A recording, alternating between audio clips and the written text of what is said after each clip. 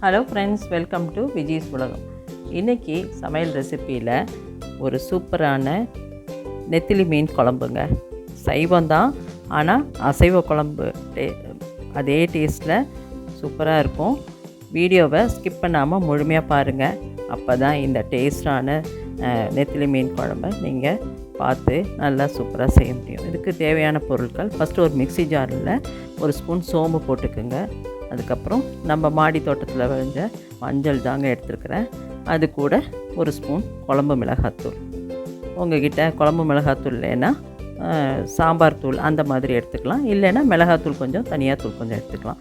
இது கூட ஒரு 5-6 சின்ன வெங்காயம். அதுக்கப்புறம் டேஸ்ட்டுக்கு கொஞ்சமாக உப்பு. இது எல்லாத்தையும், பூண்டு 2 பூண்டு பல், இது எல்லாத்தையும் கொஞ்சம் குறைன்னு அரைச்சிட்டு வரணுங்க. இது எதுக்குன்னா, இந்த மீன் குழம்பு பொறுத்த வரைக்கும் நம்ம வெஜ்ஜின்னு சொன்னேன் இல்லைங்களா, அதுக்கு பேஸே இந்த வாழைப்பூ. இந்த வாழைப்பூவில் தான் நம்ம செய்ய போகிறோம்.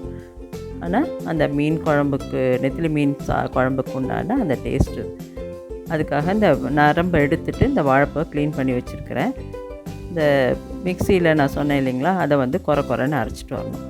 அரைச்சிட்டு இந்த வாழைப்பூவில் நம்ம பெசரி கொஞ்சம் நேரம், ஒரு அரை மணி நேரம் மேக்னேட் பண்ணி பாருங்கள். இந்த மாதிரி குறைன்னு அரைச்சிட்டு வரணும்.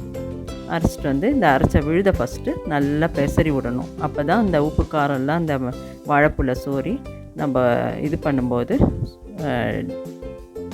ஆயிலில் ஃப்ரை பண்ண போகிறோம். அதனால் இதுக்கு ஒரு மேல் மாவு தயாரிக்கணும். ஒரு ஸ்பூன் கடலை மாவு, ஒரு அரை ஸ்பூன் அரிசி மாவு, அதுக்கப்புறம் கொஞ்சமாக மிளகாத்தூள், கொஞ்சம் உப்பு. இதை ஃபஸ்ட்டு ட்ரையாகவே நல்லா கலந்து கொடுத்துட்டு, அதுக்கப்புறம் பஜ்ஜி மாவு பதத்துக்கு கரைச்சிக்கணும். கரைச்சி இந்த வாழைப்பூவை, அந்த மேக்னெட் பண்ணி வச்சுருந்த வாழைப்பூவை இந்த மாவில் முக்கி அப்படியே எண்ணெயில் பொரித்து எடுக்கணும். சூப்பராக இருக்கும் இந்த வாழைப்பூ மீன் குழம்பு. வெஜ்ஜு தான், நான்வெஜ்ஜு டேஸ்ட்டில் இருக்குங்க.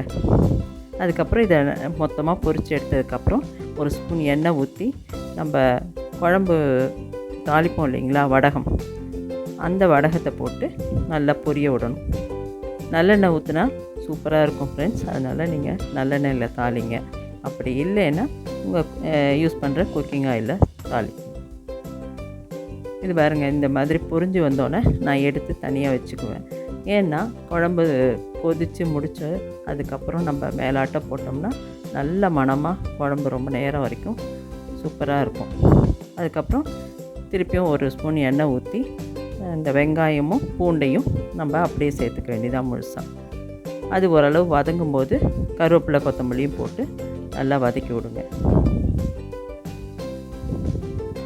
இது நல்லா வதங்கும்போது தக்காளி, ஒரு 2 தக்காளியை நல்லா பொடியாக கட் பண்ணி அதையும் இதோடு சேர்த்துருங்க. அதை நல்லா வதக்கி விடணும். அது கூட உப்பும் கொஞ்சம் சேர்த்துட்டிங்கன்னா சூப்பராக இருக்கும். உப்பு, மிளகாத்தூள், கொஞ்சம் தனியாத்தூள் சேர்த்துக்கிட்டு நல்லா வதக்கி விடுங்க. அதுக்கப்புறம் இதுக்கு ஒரு பேஸ்ட்டு தயாரிக்கணும். ஒரு 2 பீஸு தேங்காயும், ஒரு 10 சின்ன வெங்காயம், அப்புறம் கலருக்கு மஞ்சத்தூள், அதுக்கப்புறம் ஒரு லெமன் சைஸ் புளியை கரைச்சி அதில் ஊற்றி இந்த பேஸ்ட்டையும் போட்டு நல்லா கொதிக்க விடணும். ஒரு லெமன் சைஸ் புளி போதுமானது இந்த குழம்புக்கு. அதுக்கப்புறம் இந்த குழம்பு நல்லா கொதி பாதியாக வற்றினதுக்கப்புறம் பாருங்கள், இந்த மாதிரி நல்லா கலந்து கொடுத்து, கலர் எப்படி இருக்குது பாருங்கள். அந்த மாடி தோட்டத்தில் விளைஞ்ச மஞ்சள் ரொம்ப சூப்பராக இருக்கும். இந்த மாதிரி நம்ம சின்ன சின்ன விஷயங்கள் பார்த்து செஞ்சால் குழம்பு சூப்பராக இருக்கும். இந்த பாருங்கள், இந்த வாழைப்பூவை அதை அப்படியே இதில் சேர்த்துற வேண்டியதுதான். சேர்த்து நல்லா கலந்து கொடுத்துட்டு, அதுக்கப்புறம் அந்த தாளித்தோம் இல்லைங்களா வடகம், அதையும் இந்த ஸ்டேஜில் சேர்த்து நல்லா கலந்துடணும். கலந்துட்டு கொஞ்சம் தண்ணியாக தான் இருக்கும். அதுக்கப்புறம் இந்த வாழைப்பூ அந்த தண்ணியை இழுத்துட்டு கரெக்டான பதத்தில் குழம்பு இருக்குங்க. ரொம்ப தேங்காயும் தேவையில்லை, புளியும் ஒரு லெமன் சைஸ் இருந்தால் போதும். இதை நல்லா கொதிக்க விட்டுட்டு கொஞ்சம் ஒரு 5 நிமிஷம் சிம்மில் வச்சு நல்லா கொதிக்க வச்சதுக்கப்புறம் நீங்கள் திறந்தீங்கன்னா சூப்பரான சைவ மீன் குழம்பு, நெத்திலி மீன் குழம்பு ரெடிங்க. இது மீன் குழம்புன்னு சொல்லலாம், வாழைப்பூ குழம்புன்னு சொல்லலாம். ரொம்ப சூப்பராக இருக்கும்.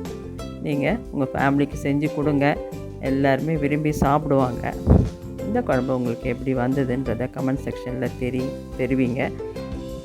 இந்த வீடியோவை உங்கள் ஃப்ரெண்ட்ஸுக்கும் ரிலேட்டிவ்க்கும் நிறைய ஷேர் பண்ணுங்கள் ஃப்ரெண்ட்ஸ். அப்படியே உங்கள் ஃப்ரெண்ட்ஸையும் சப்ஸ்கிரைப் பண்ண சொல்லி மறக்காமல் சொல்லுங்கள். அப்படியே ஒரு லைக்கையும் போடுங்க. தேங்க்யூ.